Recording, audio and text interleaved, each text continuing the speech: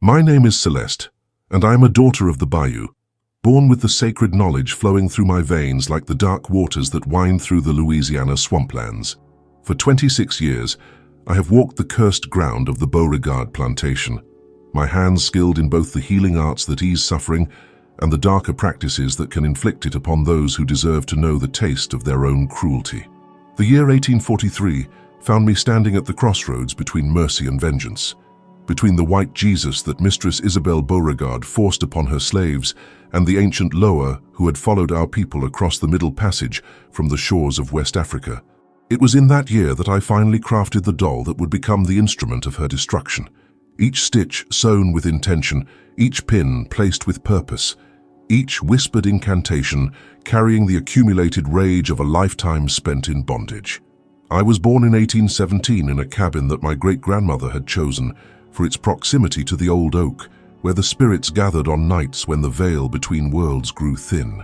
My birth was attended not only by the plantation midwife, but by my grandmère Marie, whose knowledge of voodoo was whispered about with equal parts fear and reverence throughout the sugar parishes of Louisiana.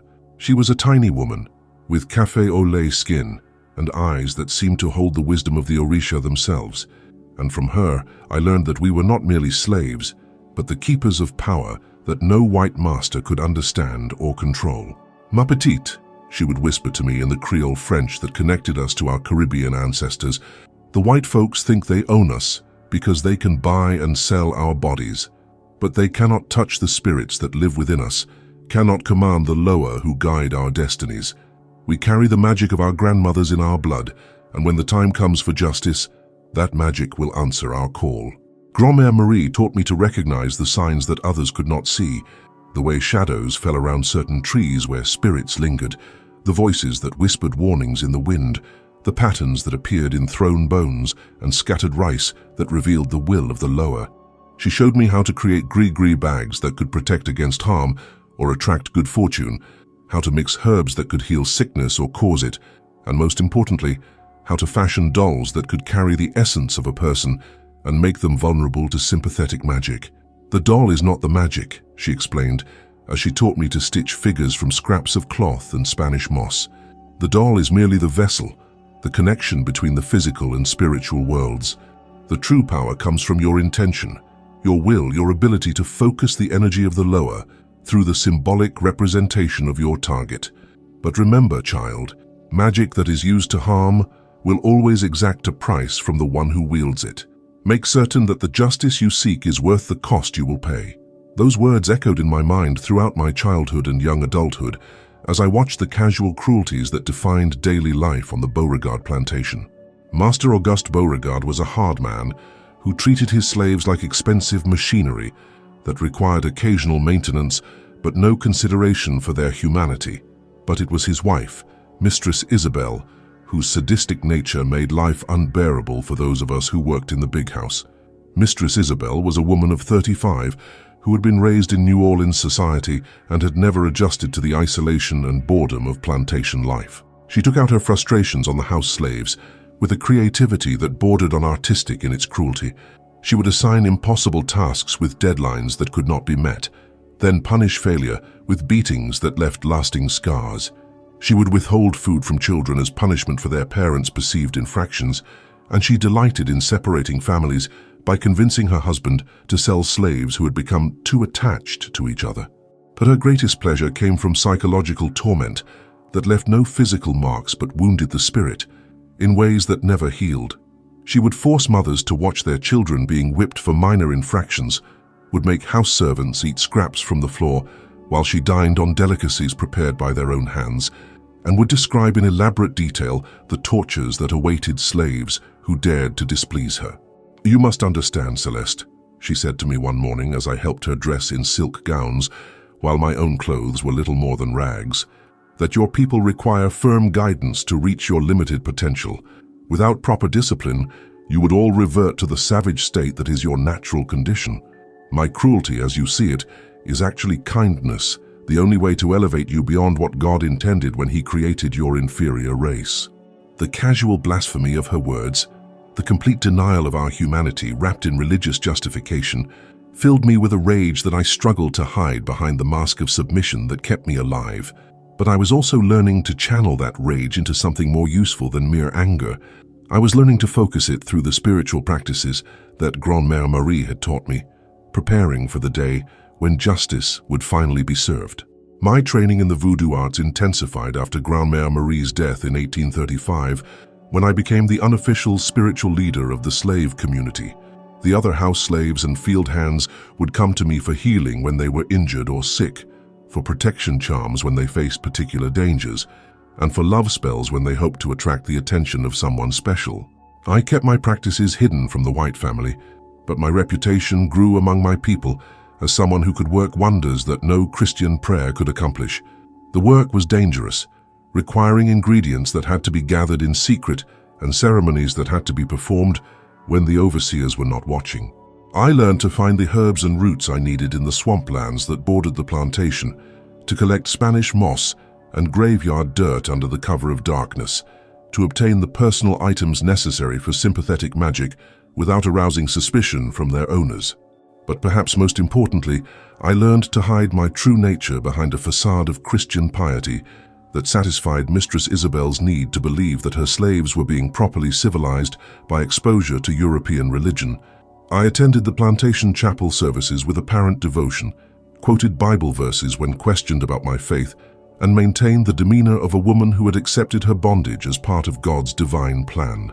Celeste is one of my greatest successes, Mistress Isabel would tell visitors who admired her well-trained household staff. When she first came to work in the house, she was practicing the most primitive superstitions, but through patient Christian instruction, I have helped her to understand the error of her ways. She now serves as an example to the other slaves of what can be accomplished through proper religious education. If only she had known that the woman who knelt beside her in chapel was simultaneously planning her destruction through arts that predated Christianity by thousands of years. If only she had understood that the devoted servant who helped her with her daily routine was gathering the intimate knowledge necessary to craft a magical weapon that would turn her own body against her. The breaking point came in the summer of 1842, when Mistress Isabel's cruelty reached a level that even her husband found excessive. My younger sister Josephine, who was only 16 and worked in the kitchen, had accidentally broken a piece of expensive china while serving tea to guests from New Orleans. The punishment that Mistress Isabel devised for this minor accident was so severe that it shocked even the other plantation wives who had grown accustomed to harsh treatment of slaves. She had Josephine stripped naked and tied to the whipping post in the courtyard where all the house slaves could see her. Then, instead of using a normal whip that would have left scars but healed eventually, she had the overseer use a cat-o'-nine-tails with pieces of metal woven into the leather strands. The beating continued until Josephine lost consciousness, her back a mass of shredded flesh that would never heal properly. But the physical torture was only the beginning. Mistress Isabel kept Josephine tied to the post for 3 days, without food or water, exposed to the burning Louisiana sun and the insects that swarmed around her wounds. She forced the other house slaves to continue their duties as if nothing unusual was happening, forbidding anyone to help or comfort the suffering girl. "Let this be a lesson to all of you," she announced, as we worked around Josephine's tortured form. "Carelessness with my property will not be tolerated. Each of you is responsible for maintaining the standards of excellence that befit the Beauregard household, and failure to meet those standards will result in consequences that you will remember for the rest of your lives." Josephine survived the ordeal, but she was never the same afterward.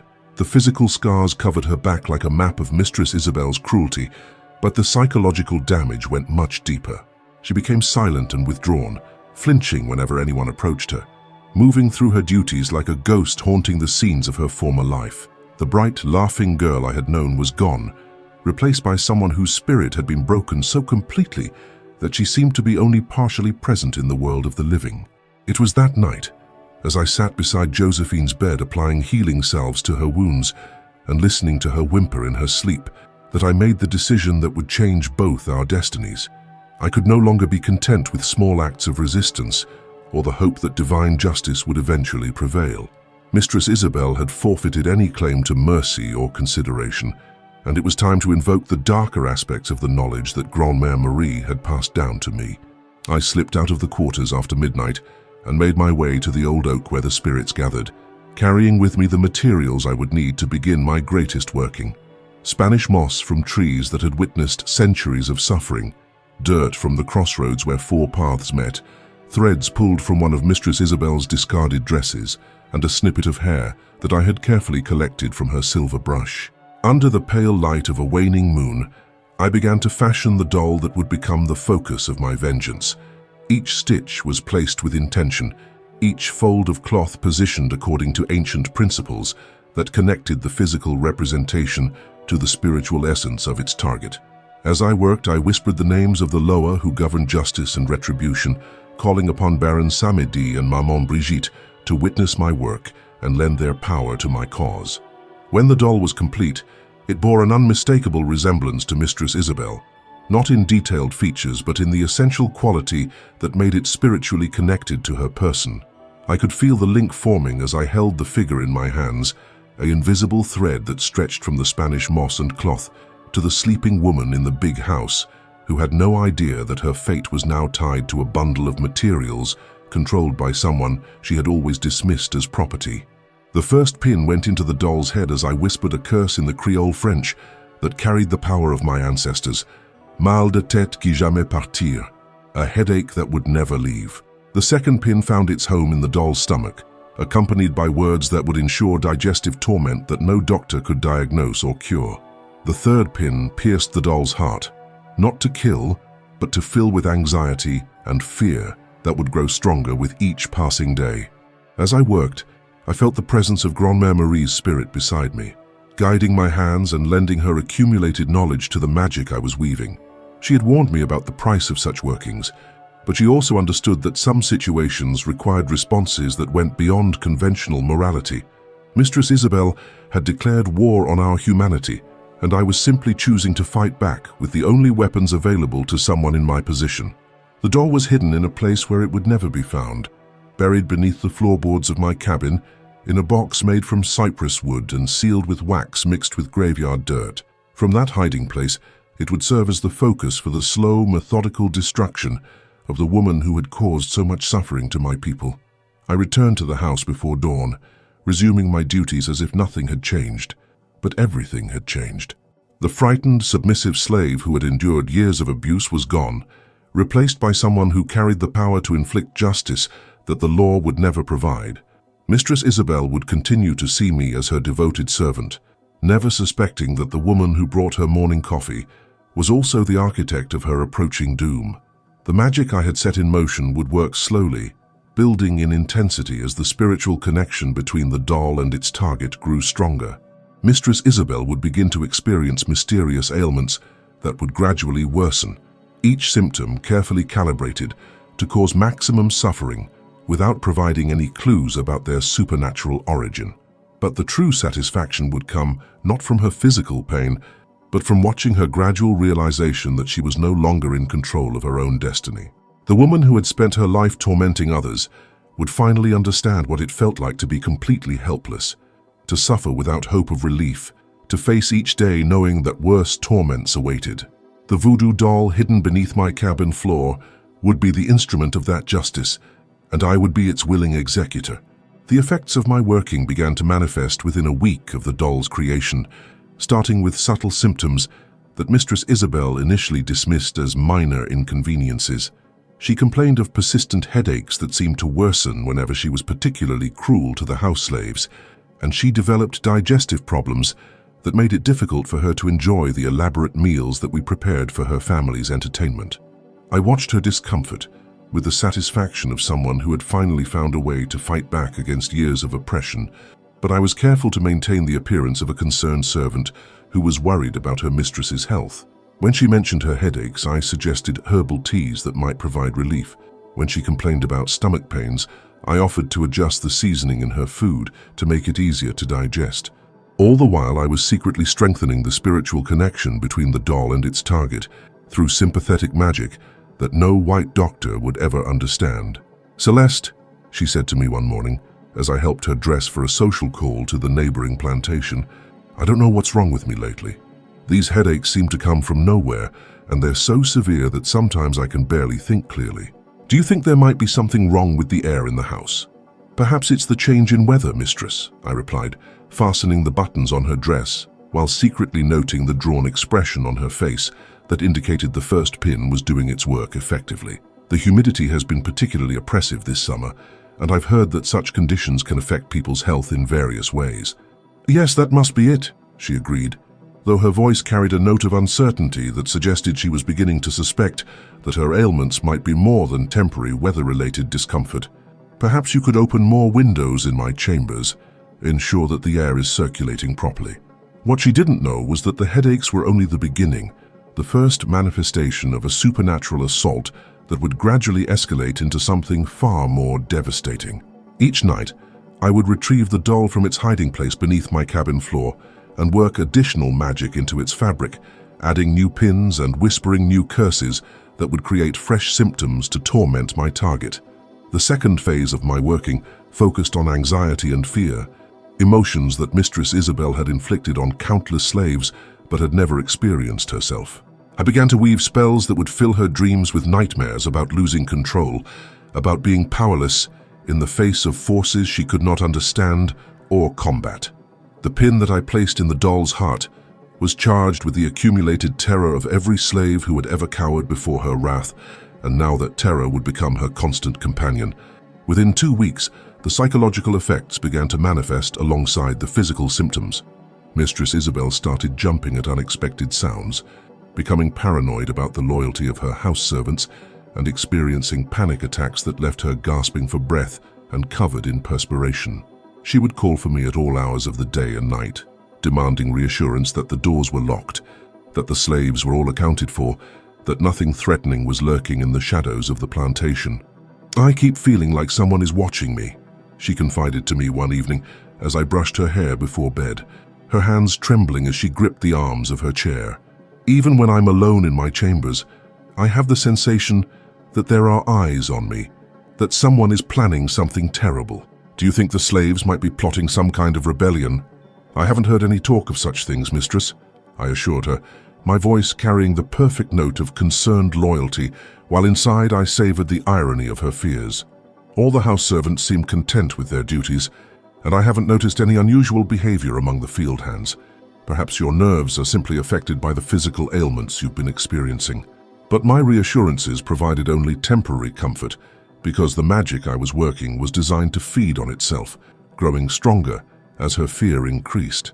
Each manifestation of anxiety would make her more susceptible to the next wave of supernatural attack, creating a downward spiral that would eventually leave her completely unable to function as the plantation's mistress.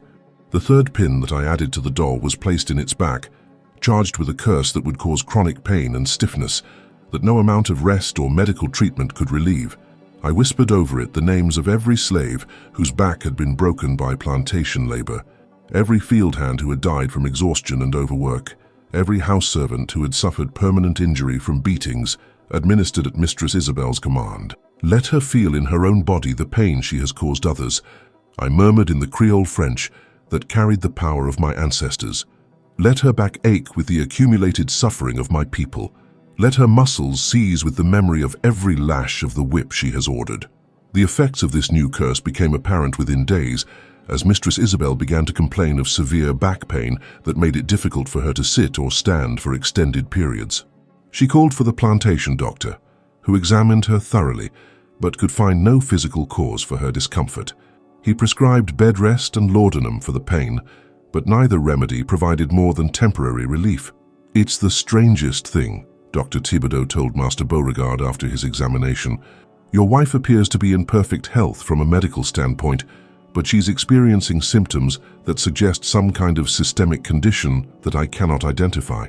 The headaches, the digestive problems, the back pain, the anxiety, they don't follow any pattern of disease that I'm familiar with. Could it be something she's been exposed to here on the plantation?" Master Beauregard asked, his voice filled with the frustration of a man who was accustomed to solving problems through the application of money or authority. "Some kind of tropical fever or environmental contamination. I've considered those possibilities, but the symptoms don't match any known tropical diseases, and the other members of your household are all in good health. I'm inclined to think that this might be a nervous condition brought on by the stresses of managing such a large plantation household. Perhaps she would benefit from a change of scenery, a visit to relatives in New Orleans where she could rest and recover.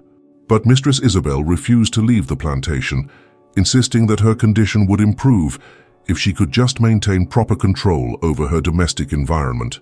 What she didn't realize was that the plantation had become the source of her torment, that every day she spent in proximity to the slaves she had mistreated was another day for the supernatural forces I had unleashed to grow stronger and more focused. I continued to add new elements to my working, each pin and curse carefully designed to address a specific aspect of the suffering she had caused. A pin in the doll's eyes brought on vision problems that made reading difficult and caused her to see shapes moving in her peripheral vision. A pin in the ears created a constant ringing that prevented her from sleeping and made normal conversation challenging. A pin in the throat made swallowing painful and caused her voice to crack at embarrassing moments during social interactions. But perhaps the most effective aspect of my magic was its unpredictability. The symptoms would come and go without apparent pattern, sometimes disappearing completely for a day or two before returning with renewed intensity. This intermittent quality made it impossible for doctors to develop effective treatments and convinced Mistress Isabel that she might be losing her mind rather than suffering from a physical ailment. "I'm beginning to think I'm going insane," she confessed to me one afternoon as she lay in bed nursing another severe headache. "These symptoms don't make any medical sense, and they seem to worsen whenever I try to maintain normal discipline among the house servants. Sometimes I wonder if I'm being punished for something, though I can't imagine what I might have done to deserve such torment." The irony of her words was almost overwhelming, but I maintained my expression of sympathetic concern, while inside I felt the satisfaction of justice finally being served. She was indeed being punished, though not by any divine authority she would recognize. The lower who governed justice and retribution were exacting payment for years of cruelty, using her own body as the instrument of her punishment. As summer turned to autumn, Mistress Isabel's condition continued to deteriorate, despite the efforts of multiple doctors who had been summoned from New Orleans and Baton Rouge. Her physical appearance began to reflect the internal torment she was experiencing. Her skin grew pale and sallow, her hair became thin and brittle, and her once proud posture was bent by the constant back pain that no treatment could relieve. But the most dramatic change was in her behavior toward the house slaves. The woman who had once delighted in inflicting creative punishments now seemed afraid to assert her authority too forcefully, as if she had begun to suspect that her suffering might be connected to her treatment of the people she owned. She still maintained the basic structures of plantation discipline, but her enforcement had become half-hearted and inconsistent. "Celeste," she said to me one evening as I helped her prepare for bed, her voice carrying a vulnerability that I had never heard before, "do you think it's possible that God is angry with me for some reason? I've always tried to be a good Christian woman, to provide proper guidance to you people as the Bible commands, but lately I feel as if I'm being tested in ways that I don't understand." "The Lord works in mysterious ways, Mistress," I replied, my voice carrying the perfect note of pious understanding, while inside I felt the spirits of my ancestors nodding their approval. "Perhaps this trial is meant to teach you something important about compassion and mercy." "Yes, perhaps you're right," she agreed, though her tone suggested that she was beginning to suspect that her current suffering might be connected to her past actions in ways that she was not yet ready to acknowledge fully. The voodoo doll hidden beneath my cabin floor had become the focus of a spiritual reckoning that was transforming both victim and practitioner. With each pin I added, each curse I whispered, I felt myself becoming more connected to the darker aspects of the lower who governed justice and retribution. The magic was changing me as surely as it was destroying Mistress Isabel, but I welcomed the transformation as the price of finally being able to fight back against the system that had enslaved my people. The real test would come in the months ahead, as the supernatural forces I had unleashed continued to gather strength and focus. Mistress Isabel's suffering was only the beginning of a reckoning that would reveal the true power of voodoo when wielded by someone with the knowledge, will, and righteous anger necessary to channel the fury of the ancestors. As winter approached the Louisiana bayou, bringing with it the cool mists that rose from the swamplands to shroud the plantation in an atmosphere of otherworldly mystery, Mistress Isabel's condition had deteriorated to the point where she could no longer maintain even the pretense of normal daily routine. The cumulative effects of months of supernatural assault had transformed her from a confident plantation mistress into a trembling, paranoid invalid who jumped at shadows and saw threats in every corner of her once comfortable world. The doll that I tended nightly had become a grotesque reflection of her declining state, bristling with pins like a porcupine and wrapped in additional charms that I had crafted to focus specific types of suffering. Each element had been chosen with careful consideration of the particular cruelties she had inflicted on my people. The pin through the doll's tongue for every harsh word she had spoken, the thorns around its throat for every scream she had caused, the Spanish moss wound around its limbs for every chain she had approved of being placed on human bodies. But it was the new additions to my working that would prove most devastating to her remaining sanity. I had begun to incorporate elements designed not just to cause physical and emotional pain, but to completely undermine her sense of reality and control. Using techniques that Grand-Mère Marie had taught me but warned me never to employ, except in the most extreme circumstances, I started to blur the lines between the supernatural and the mundane, making it impossible for Mistress Isabel to distinguish between genuine threats and the phantoms created by her deteriorating mental state.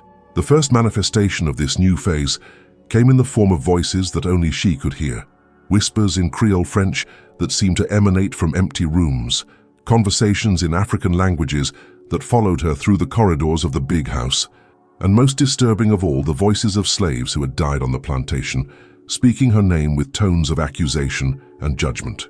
"Celeste," she called to me one morning, her voice high and strained as she clutched at my arm with fingers that felt like ice against my skin. "Do you hear that? Someone is speaking in the walls, saying terrible things about me in that language you people use when you think we can't understand. Who is it? Where are they hiding?" I listened carefully to the silence that surrounded us, my face displaying the concerned attention of a faithful servant, while internally I savored the success of my working. "I don't hear anything unusual, mistress. Perhaps the wind is moving through the house in a way that creates sounds that seem like voices." No, it's not the wind," she insisted, her eyes darting frantically around the room as if trying to locate the source of sounds that existed only in her tormented mind. "They're talking about things they shouldn't know, describing events that happened years ago. It's as if the very walls of this house are remembering everything that's ever occurred within them and repeating it back to drive me mad." What she was experiencing was indeed a form of memory encoded in the spiritual fabric of the plantation itself, but not in the way she imagined. The voices she heard were those of the ancestors I had called upon, speaking through the supernatural connection I had created between the doll and her consciousness. They were telling her the true history of the Beauregard plantation from the perspective of its victims, forcing her to confront the accumulated suffering that her family's wealth had been built upon. The psychological pressure of these auditory hallucinations was compounded by visual manifestations that grew more frequent and more vivid as my magic gained strength. Mistress Isabel began to see figures moving in her peripheral vision, shadowy forms that vanished when she turned to look directly at them, but left her with the unmistakable impression that she was being watched and judged by invisible observers. "There was a woman standing at the foot of my bed last night," she told me, as I brought her the morning coffee that she could barely manage to swallow due to the throat pain that one of my pins was causing. She looked like one of the field hands, but I've never seen her before. She just stood there staring at me with the most hateful expression, and when I called for help, she disappeared like smoke. "Perhaps it was just a dream, mistress," I suggested, though I knew that the figure she had seen was the spirit of one of the women who had died in childbirth after being denied proper medical care. "Your illness has been affecting your sleep, and sometimes fever can cause very vivid nightmares that seem real even after we wake up. But the manifestations were becoming too frequent and too consistent to be dismissed as mere fever dreams." Mistress Isabel began to document them in a journal, trying to find patterns or explanations for the supernatural siege that was transforming her life into a waking nightmare. Her handwriting, once elegant and controlled, became increasingly erratic as the tremors in her hands worsened and her ability to concentrate deteriorated. The entries I was able to glimpse while cleaning her chambers revealed the depth of her growing paranoia and the effectiveness of the psychological warfare I was conducting through supernatural means. December 3rd. Voices again in the morning, speaking of children who were sold. How do they know about the Morrison sale? That was 5 years ago. December 5th. Saw the woman again, this time in the parlor. She pointed at me and said something in their language that sounded like a curse. December 8th. The servants are watching me differently. I can see suspicion in their eyes, as if they know something I don't. Are they all plotting against me? December 12th. Found hair in my soup at dinner. When I confronted the cook, she swore it wasn't there when she served it. Someone is putting things in my food. December 15th. Can't sleep. Every time I close my eyes, I see faces of slaves I don't recognize, but who seem to know me. They're angry about something, but I can't understand what they want. The hair in her soup had indeed been placed there by supernatural means, though not in the way she imagined. I had incorporated several strands of hair from deceased slaves into the doll's construction, and the sympathetic magic was beginning to manifest in ways that blurred the boundaries between the spiritual working and physical reality. Objects would appear and disappear in her food, her clothing, her personal belongings, items that carried the essence of people who had died with grievances against the Beauregard family. But perhaps the most devastating aspect of this phase of my working was the way it began to isolate Mistress Isabel from the support systems that might have helped her cope with her deteriorating condition. The supernatural manifestations were visible and audible only to her, which meant that her attempts to seek help or validation from family members and friends only served to convince them that she was suffering from some form of mental breakdown. Master Beauregard, initially sympathetic to his wife's mysterious ailments, began to grow impatient with her increasingly erratic behavior and her insistence that the plantation was haunted by vengeful spirits. He brought in additional doctors, including specialists in nervous disorders from New Orleans, but their inability to find any organic cause for her symptoms only reinforced his suspicion that she was suffering from hysteria or some other psychological condition. "Isabel," I heard him say to her one evening as I served their dinner, "you must try to pull yourself together. These fantasies about ghosts and curses are unseemly for a woman of your position, and they are beginning to affect the management of the household.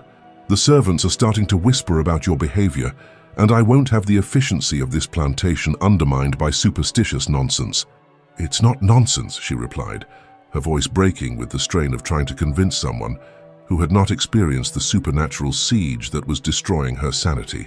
"Something is wrong with this place, something evil and malevolent that feeds on suffering.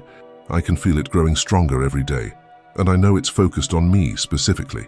What you're feeling is the result of too much laudanum and too little fresh air," he said dismissively. "I think it's time we seriously considered sending you to that sanitarium in Virginia that Dr. Rousseau recommended. A few months of proper medical supervision and structured activity might restore your mental equilibrium." The threat of institutionalization sent Mistress Isabel into a panic that only accelerated her psychological decline. She became increasingly suspicious of everyone around her, convinced that family members and servants were conspiring to have her declared insane so they could dispose of her without having to deal with her troublesome supernatural experiences. This paranoia played perfectly into the web of isolation that my magic was weaving around her, cutting her off from any source of comfort or rational perspective. During this period, I began to add new elements to the doll that were designed to affect her appearance and social standing. Pins placed in the doll's hair caused Mistress Isabel's once beautiful auburn locks to become thin and brittle, falling out in patches that no amount of brushing or styling could disguise. Charms tied around the doll's waist made her lose weight so rapidly that her expensive dresses hung on her frame like empty sacks. Most devastatingly, I worked magic that would affect her ability to maintain the social facade that was so important to plantation society. The pin I placed in the doll's mouth caused her to speak inappropriately at social gatherings, blurting out references to supernatural experiences that embarrassed her family and convinced their friends that she was suffering from some form of dementia. At the Trepagne's Christmas party, she started talking about dead slaves who visit her bedroom, Master Beauregard complained to Dr. Rousseau during one of his visits. In front of the judge's wife and the mayor's daughter, she described in detail the appearance of people she claims to see, but who don't exist. "I've never been so humiliated in my life." What Master Beauregard didn't understand was that his wife's seemingly irrational behavior was actually an accurate description of supernatural experiences that were as real as any physical ailment. The spirits I had called upon were indeed visiting her, were indeed communicating with her, were indeed making demands for justice that she was powerless to satisfy. But because these experiences existed outside the framework of white Christian understanding, they were automatically dismissed as symptoms of mental illness rather than evidence of spiritual realities that predated European colonization of the Americas.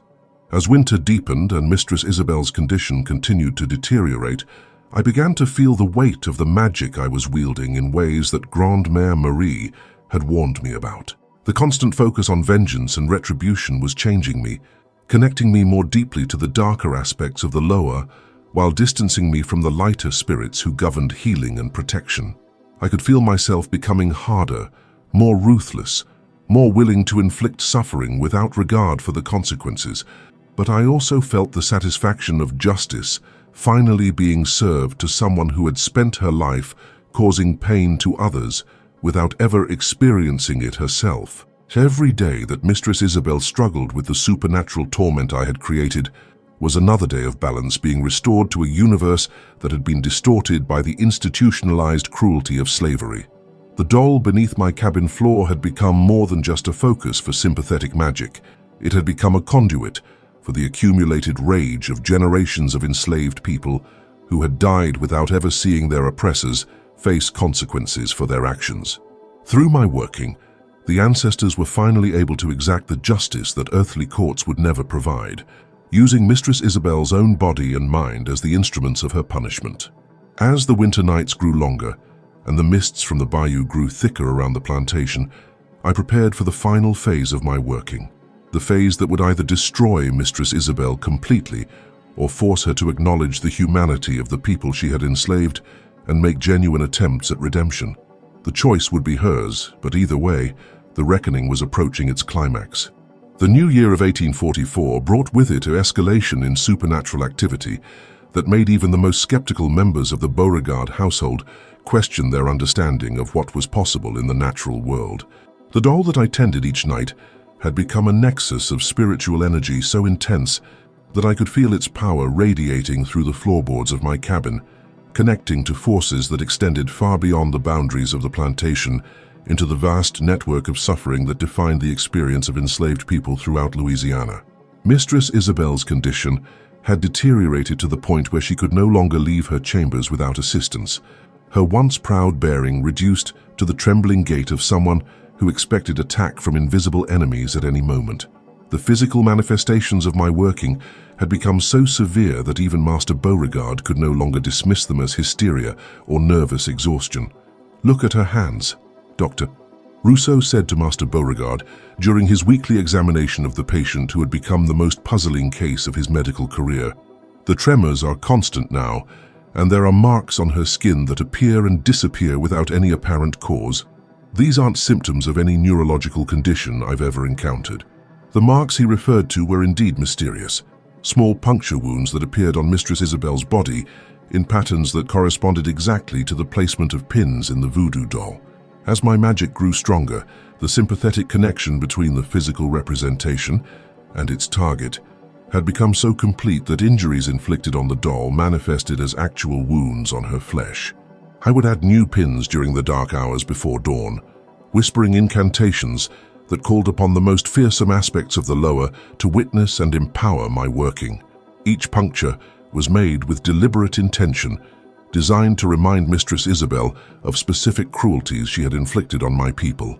A pin through the doll's palm for every time she had struck a slave's face, a needle in its foot for every time she had forced someone to walk on injured legs, thorns around its neck for every choking collar she had ordered to be placed on human beings. "The pain is becoming unbearable," she whispered to me one morning, as I helped her dress in clothes that now hung loose on her dramatically reduced frame. "It's as if my body is remembering every cruel thing I've ever done and inflicting the same suffering on me. But that's impossible, isn't it? Bodies don't have moral memories, do they?" "I wouldn't know about such things, Mistress," I replied, my voice carrying the perfect note of ignorant servility, while inside I marveled at how close she was coming to understanding the true nature of her torment. "Perhaps you should speak with the priest about such matters."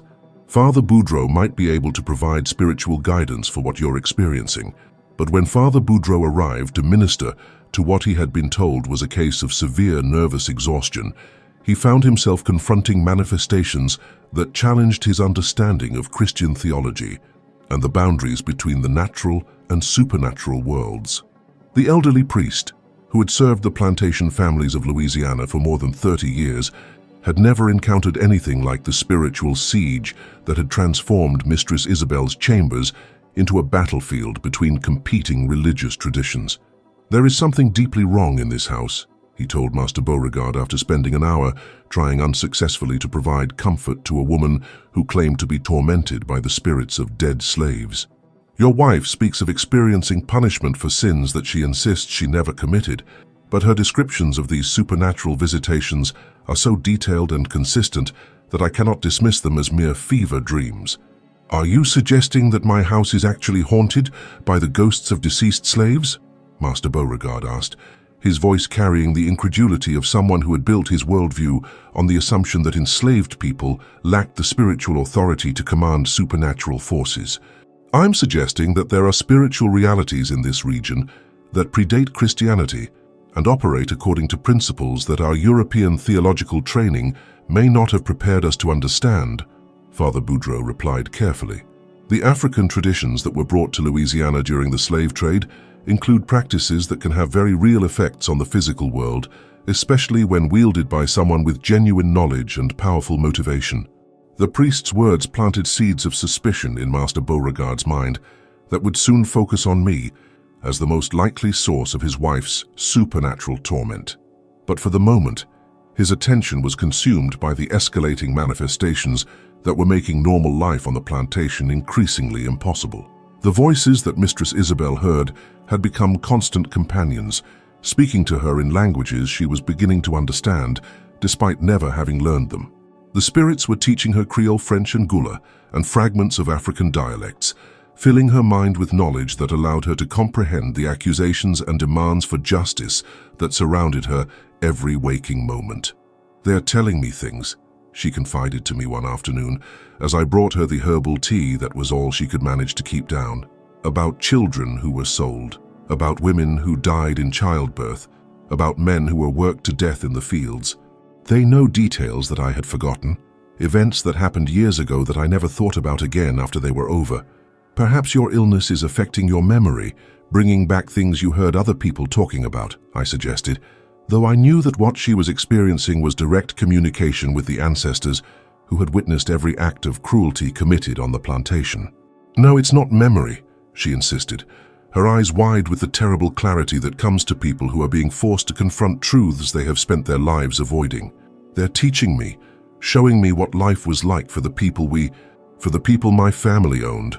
I never realized how much suffering we caused, how much pain we inflicted on people who had families and dreams and hopes just like we do." This dawning recognition of the humanity of her slaves represented a crucial turning point in my working. The magic I had crafted was not designed simply to inflict punishment, but to force genuine understanding of the moral crimes that had been committed under the guise of economic necessity. Mistress Isabel was beginning to see enslaved people as human beings rather than property, and with that recognition came the full weight of guilt for decades of systematic cruelty. The psychological pressure of this revelation, combined with the ongoing physical torment, to push her toward a complete mental breakdown that manifested in ways that terrified everyone who witnessed it. She would spend hours walking through the slave quarters, trying to speak with field hands in the African languages that the spirits had taught her, begging for forgiveness from people who had never been allowed to express their anger or resentment openly. "I'm sorry," she would say to bewildered slaves who had been trained never to expect apologies from white people. "I'm so sorry for what I did to your families, for the pain I caused, for the children who were taken away. The spirits are making me understand what I never wanted to see before." These encounters created enormous tension on the plantation as slaves struggled to respond appropriately to unprecedented expressions of remorse from someone who had spent years tormenting them. Some were moved by what appeared to be genuine repentance, while others suspected that her behavior was simply another form of manipulation designed to extract sympathy and forgiveness that she had not earned. Master Beauregard was horrified by his wife's public displays of guilt and contrition, viewing them as dangerous admissions that could undermine the entire ideological foundation of slavery. He forbade her from leaving the big house and assigned armed overseers to ensure that she had no further contact with the slave community. "You cannot apologize to them for maintaining proper discipline," he told her during one of their increasingly frequent arguments. "They are our property, given to us by God to manage as we see fit. Your illness is causing you to confuse Christian charity with weakness, and such confusion threatens the natural order that keeps this plantation functioning." But Mistress Isabel was beyond caring about the natural order or the economic stability of the plantation. The supernatural education she was receiving from the ancestors had revealed to her the true nature of slavery as a crime against humanity that no amount of religious or economic justification could excuse. The woman who had once taken pleasure in inflicting creative punishments now spent her days weeping for the suffering she had caused. It was during this period of psychological collapse that I made the decision to offer her one final opportunity for redemption. The magic I had worked could be undone if she was willing to make genuine amends for the cruelties she had committed. But such amends would require sacrifices that few people in her position would be willing to make. Late one night, when the rest of the household was asleep, I slipped into her chambers carrying the voodoo doll that had been the focus of months of supernatural assault. For the first time since beginning my working, I allowed her to see the true source of her torment. "Mistress Isabel," I said quietly, standing beside her bed where she lay trembling under blankets that could not warm the supernatural cold that surrounded her. "I have something that belongs to you." She turned toward me, her eyes focusing with difficulty on the bundle of cloth and Spanish moss that I held in my hands. As recognition dawned, her face went pale with a terror that was deeper than anything she had experienced during months of supernatural torment. That's supposed to be me, isn't it?" she whispered, staring at the doll that bristled with pins like a grotesque pincushion. "You made that thing to hurt me, to make me suffer. You're the one who's been doing this to me." "Yes," I replied simply. "I am the one who called upon the ancestors to exact justice for the suffering you have caused my people. Every pin in this doll represents a specific cruelty you inflicted. Every charm tied around it carries the power of someone who died with your name on their lips as a curse." "But why?" she asked, though even as the words left her mouth, I could see in her expression that she was beginning to understand the answer. "What did I ever do to deserve such treatment? You sold my sister Josephine to a man who worked her to death in the sugar fields," I said, my voice carrying the accumulated grief and rage of years of forced silence. "You whipped children for breaking dishes they were too young to handle safely. You separated families for your own amusement, convinced yourself that we had no capacity for love or attachment because it made your cruelty easier to justify." The catalogue of her crimes continued for nearly an hour, with each accusation causing her to flinch as if she were being physically struck. I told her about every slave who had died on the plantation during her tenure as mistress, every child who had been sold away, every act of casual cruelty that she had committed without a second thought because she had never been forced to see its human cost. When I finished, she lay silent for a long time, tears streaming down her face, as she finally confronted the full weight of her moral crimes. "What do you want from me?" she asked finally. "What can I possibly do to make amends for so much suffering?" "Free us," I said simply. "All of us. Use your influence with your husband to convince him to manumit every slave on this plantation and provide them with land and resources to build independent lives. Dedicate the remainder of your existence to undoing the harm you have caused, and the ancestors might consider your debt partially paid." "He'll never agree to such a thing," she replied, though her tone suggested that she was already considering the possibility. "The economic loss would ruin him, destroy everything his family has built over generations. Then you will continue to suffer until you find a way to make it happen," I told her, turning to leave her chambers with the doll still in my hands. "The choice is yours, mistress. Justice or continued torment, but you cannot have mercy without restitution." As I left her alone with her conscience and her pain, I knew that the final phase of my working was about to begin. Mistress Isabel would either find a way to convince her husband to free his slaves, or she would face supernatural consequences that would make her previous suffering seem mild by comparison. The voodoo doll would remain active until justice was served, one way or another. The weeks following my revelation to Mistress Isabel brought a transformation in her behavior that was as dramatic as it was desperate. The woman who had once taken sadistic pleasure in tormenting enslaved people now threw herself into frantic efforts to convince her husband that freeing their slaves was not only morally necessary, but economically advisable. Her arguments, informed by months of supernatural education from the ancestors, carried a passion and urgency that Master Beauregard found both bewildering and deeply disturbing. "Auguste," she pleaded with him during breakfast one morning, her trembling hands barely able to hold her teacup as she made her case. "We have to consider the possibility that continuing to hold these people in bondage is bringing a curse upon our family. My illness, the failed crops last season, the problems we've been having with the sugar processing, all of it started when we began treating the slaves more harshly." Master Beauregard stared at his wife as if she had begun speaking in tongues, his face reflecting the horror of a man watching someone he loved descend into what he could only interpret as complete madness. "Isabel, you're talking about destroying everything my father and grandfather built, throwing away the foundation of our entire way of life because you've developed some superstitious belief that our property is somehow cursing us." "They're not property," she replied with a vehemence that surprised them both. "They're human beings with souls and feelings and families, and we've been treating them like animals for our own convenience. The spirits that visit me every night have shown me what our wealth actually costs. The broken hearts, the separated children, the deaths that could have been prevented if we had been willing to spend money on medical care instead of new carriages."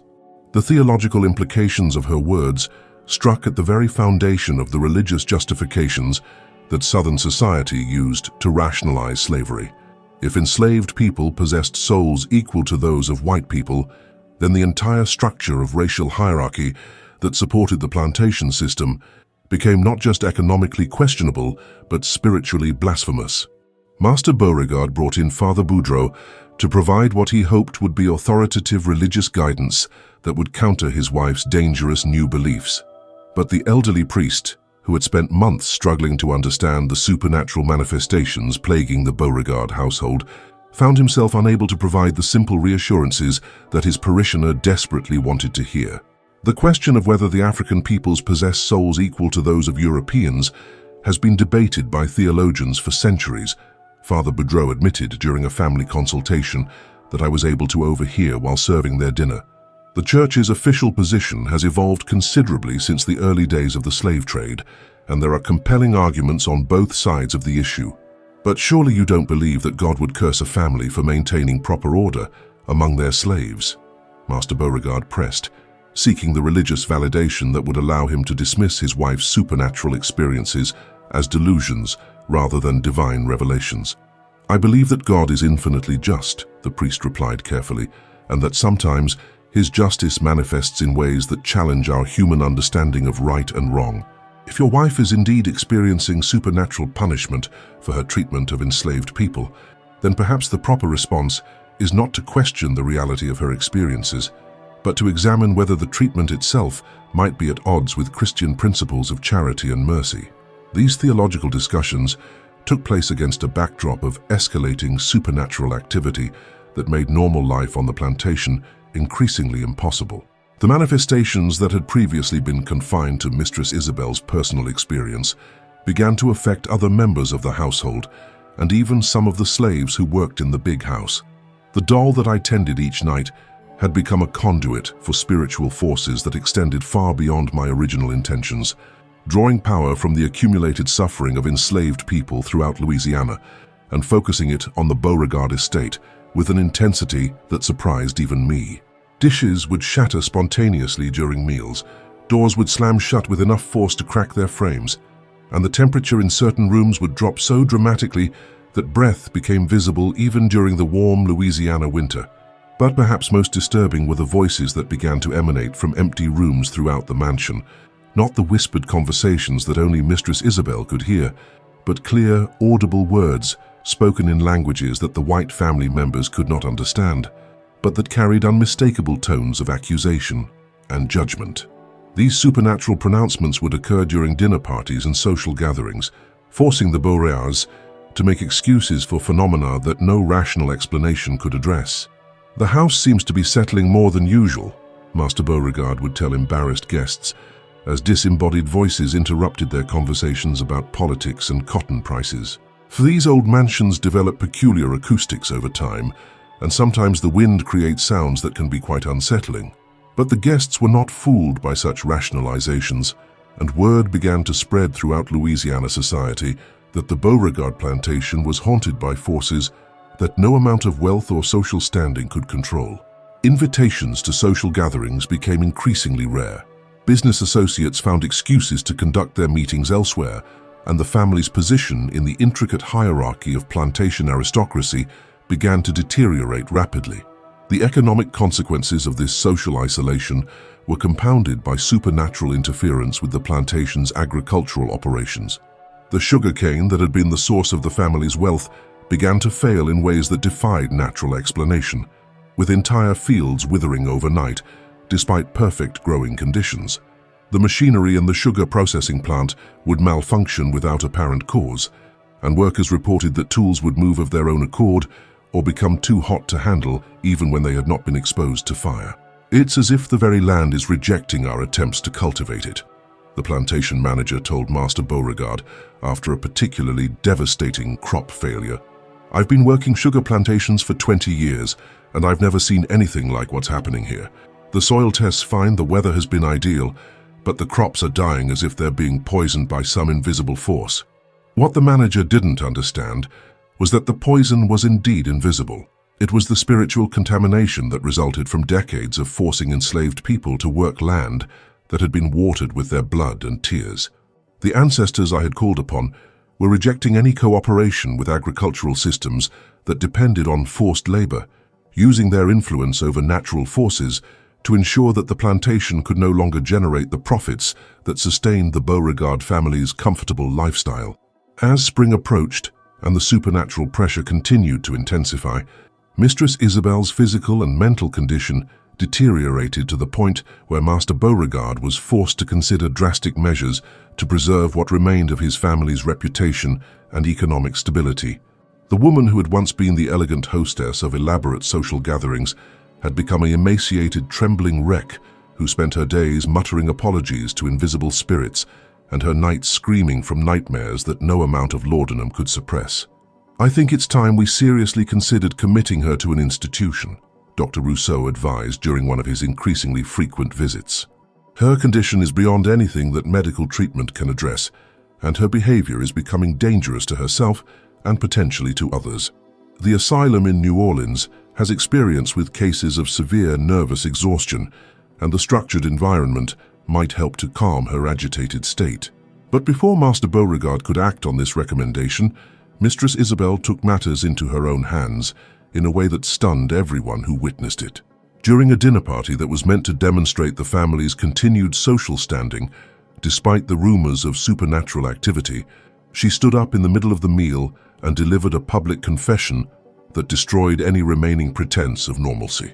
"I have to tell you all something," she announced to the assembled guests, her voice carrying a strength that had been absent for months. "My family has committed terrible crimes against the people we hold in bondage, and we are being justly punished by forces that I no longer have the luxury of denying.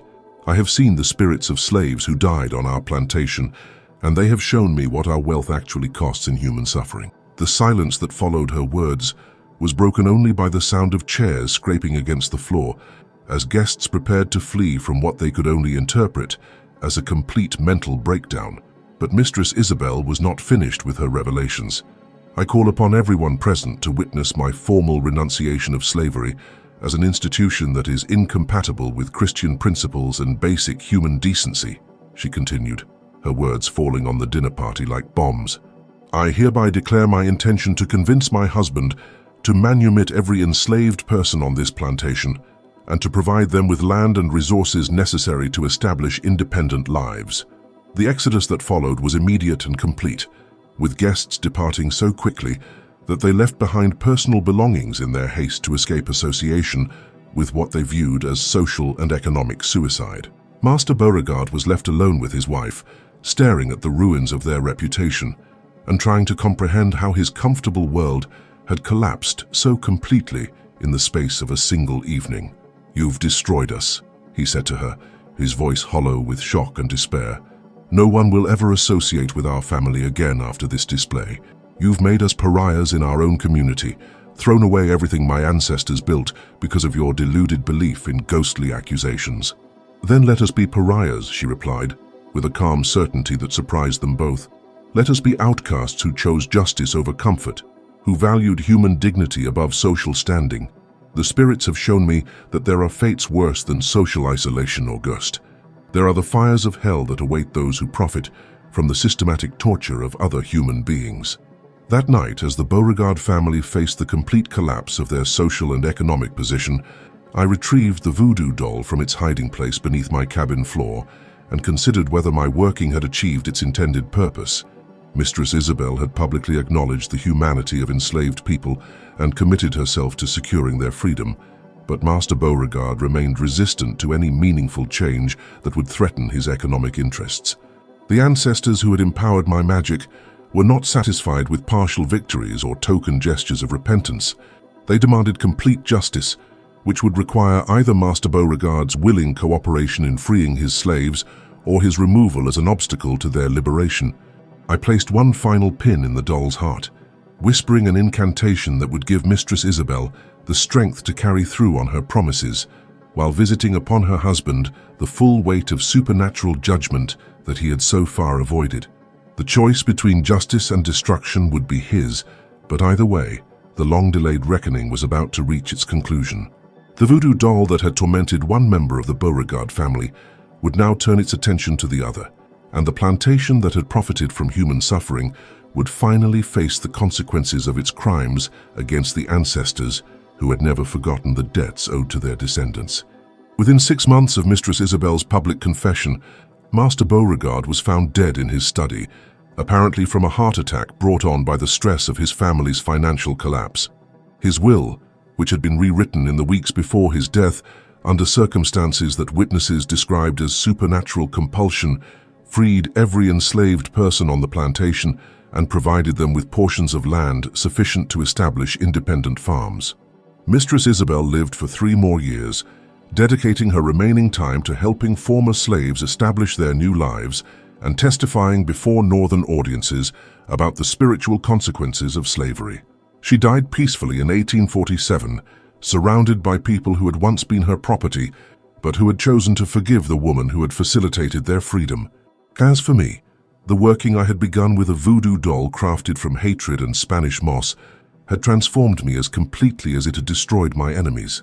I was no longer the frightened young woman who had hidden her magical practices from white oversight, but a powerful conjure woman whose reputation spread throughout Louisiana and beyond. Former slaves would travel hundreds of miles to seek my help in locating family members who had been sold away or in protecting themselves from white violence. But the magic that had given me the power to defeat my oppressors had also connected me permanently to the realm of the ancestors, making me as much spirit as human. I would spend the rest of my life serving as a bridge between worlds, helping my people communicate with the dead, and drawing upon ancestral power to fight injustices that earthly law would never address. The voodoo doll that had been the instrument of the Beauregard family's destruction was eventually buried in sacred ground, but its influence lived on in the stories that former slaves told their children about the power that could be wielded by those who understood the true relationship between the living and the dead. It became a symbol of resistance that inspired other acts of supernatural rebellion throughout the antebellum South, reminding enslaved people that they possessed weapons that no white master could confiscate or control. Celeste lived for 52 years in the Louisiana Bayou before her final transformation, from conjure woman to ancestral spirit in 1869. Following the supernatural destruction of the Beauregard family, she became one of the most sought-after voodoo practitioners in the South, helping newly freed slaves locate family members who had been scattered by slavery and providing spiritual protection for communities threatened by white supremacist violence during Reconstruction. Her techniques with sympathetic magic became legendary throughout Louisiana, and several prominent politicians and businessmen who opposed civil rights were said to have suffered mysterious ailments that could only be cured by publicly supporting racial equality. The Beauregard plantation was divided among the freed slaves according to Master Beauregard's final will, creating one of the first successful communities of independent black farmers in Louisiana. The land remained prosperous under their management, with former slaves achieving levels of economic success that contradicted every racist stereotype about black capabilities. The community maintained strong voodoo traditions that honored Celeste's memory while adapting her techniques to address the challenges of life in the post-slavery South. Historical records suggest that Celeste's methods of resistance through sympathetic magic inspired similar practices throughout the antebellum and Reconstruction periods, as conjure workers recognized the power of using supernatural means to fight injustices that legal systems would not address. While most of these subsequent workings were less dramatic than the destruction of the Beauregard family, they collectively contributed to a network of spiritual resistance that complemented more visible forms of black political organizing. The echoes of Celeste's voodoo rebellion resonate through time, a chilling reminder of the hidden powers that enslaved people could summon when earthly justice failed them completely. If these untold stories of supernatural resistance and ancestral magic inspire you, join our community. Subscribe to our channel to uncover more hidden truths from the shadows of American slavery.